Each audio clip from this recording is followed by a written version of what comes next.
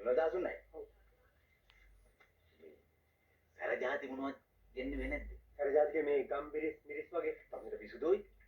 නේද මේ බෲස් ලී උත්තමයා ගන්න නැහැ කියනවනේ මත්තන් ජාති මොනවාක් කටේ තියන්නේ නැහැ කියනවනේ. ඉතින් මේ මුළු ලෝකෙම මොකද දන්නවනේ.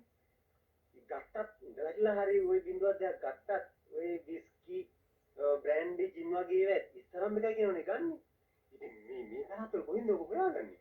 නෑ විමලදාස ඒ ජරාව ඒ උත්තම හැමදාම බොන එකනේ. එහෙම නෙවෙයි. ඒ උත්තමට අපි දෙන්න අපේ දේශීය දේ. දැන් මේ වගේ තමයි කල් බහුණා. හිටපම් මචං, ගහපම් මචං, දෙහිසුදිය, කබරපදම, කටුකම්බි, සක්විති සුවේ, තලගොයි සුදිය. මොකද එතුමා විදේශිකයෙක්.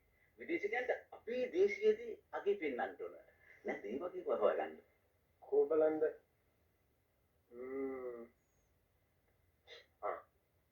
ගෝනියම් ස්පෙෂල් කියලා කන්න තියෙනවා මේ පළාතේ ක්‍රම මහත්තයෝ. හැබැයි ඉතින් බෲස් ලී උත්තමයක් නම් මොකද මේ කියන්නේ නියමයිනේ. අමින් කියන්න පුළුවන් බඩුවල සයිස් එක කොහොමද කියලා.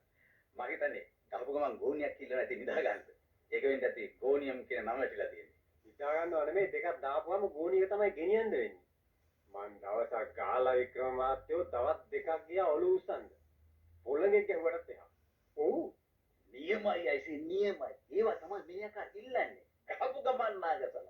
අම්මෝ ගෝචිකාගෝ නැගිරුණා බෑන්චු ගේනවා. එහෙනම් මේ බෲස් ලී උත්තමේ අපේ ලංකාවේ රසකැල ටිකක් සප්පයන් වෙනකම් මම පට් ගාලා දුවලා ගිහිල්ලා අර ගෝනියම් ස්පෙෂල් එකක් අරන් එන්න. එකක් මොනවද? ඒන හතරක් පාස්. මොකද ඉතුරුනොත් පුළුවන් නේ මිස්ටර් බෲස් ලී ආපහු යනකොට සිංගප්පූරුවට ගෙනියන්න.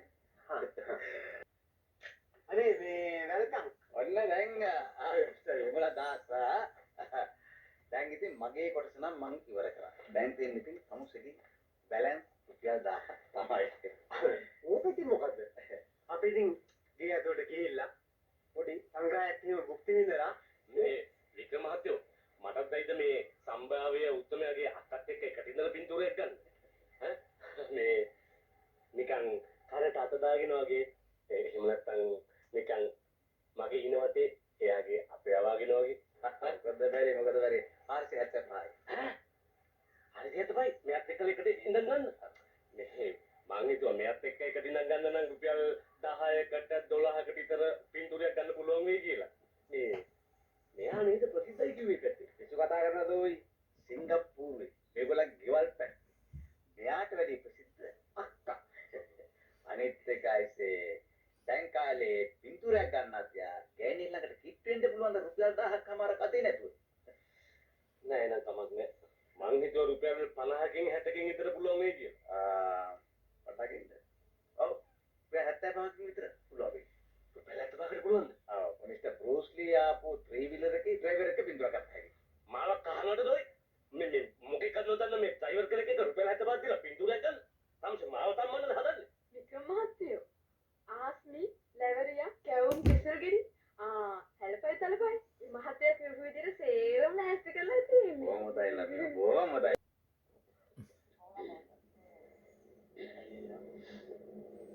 අද නම් පාම් පිටිල නෙමෙයි පින්ලියෝ පිටිකව තනා ගන්න පුළුවන් වෙයිද දන්නේ නැහැ.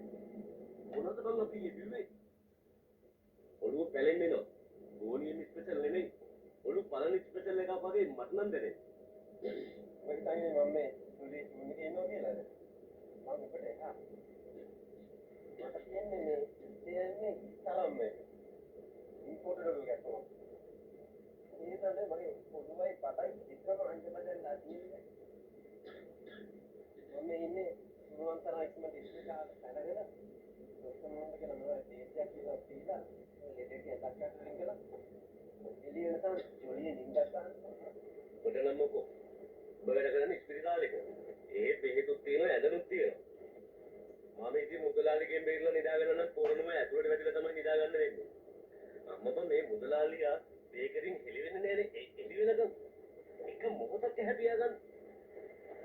ඒක නෙවෙයි යාරියෝ. මේ වෙලාව වෙනකොට මාගාව තියෙනවා බෲස් ලී නැහැ මාව බදාගෙන ඉන්නේ. අගල් 24 අඩි 5 ෆොටෝ එකක්. කොහමද? අම්මපා එක මතක් වෙනකොටත් මට ඇඟේ තියෙන අමාරු තේරම අමතක වෙනවා බං. එච්චර ලොකු ෆොටෝ එකක්. මට දෙනවා කිය පෝස්ට් කාඩ් ප්‍රමාණයක. පෝස්ට් භාගවට තමයි අපි දෙන්නගෙම 400 ගානේ ගත්තේ. පස්සේ මම 24කට වෙනම ගෙව රුපියල් 500ක්. එතකොට ඔක්කොම 1675යි. ඇඩ්වාන්ස් 200යි. ඊයවද අරවිනාස්කලාගේ ගෙදරදී රුපියල් 2475යි. අර වික්‍රමයා ඌ මාර බිස්නස් කාර්යයක් නේ මම කිව්වා ෆොටෝ එක ගත්තට පස්සේ මම සම්පූර්ණ මුදලම ගෙවන්නම් කියලා. මොන රුපියල් 400ක් තපාට රුපියලක් අඩු වුණොත් බෑ කිව්වන දෙන්න. කොහොම හරි සම්පූර්ණ මුදලම ගත්තා. මම තමයි බං ඉතින්. ඊටනට ඔයගේ උත්තරයකට එකට දාලා ෆොටෝ එකක් ගන්න chance එකක් හම්බෙන්නේ.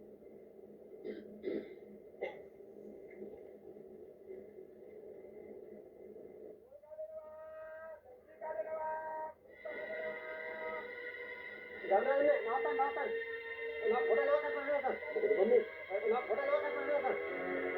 ඉන්දා ඉස්දානේ බයිනරුවේ. මොකද මේ කලබලේ? අර ගෑනක් එක්ක දැක්කද? අර ගෑන් දැක්කද? ඔය ගෑන්ද? බර ගෑන් දැක්කද? මොන ගෑන්ද? යකවරාල අමුඩ ගහගෙන ඉන්න මිනිහත් එක්ක ගෑන්. අමුඩ ගහපු ගෑනියක්. කො අමුඩ ගහපු ගෑනිය නෙමෙයි අකෝ. අමුඩ ගහගෙන මිනිහත් එක්ක රෙද්දෙන් ඉන්න ගෑන්.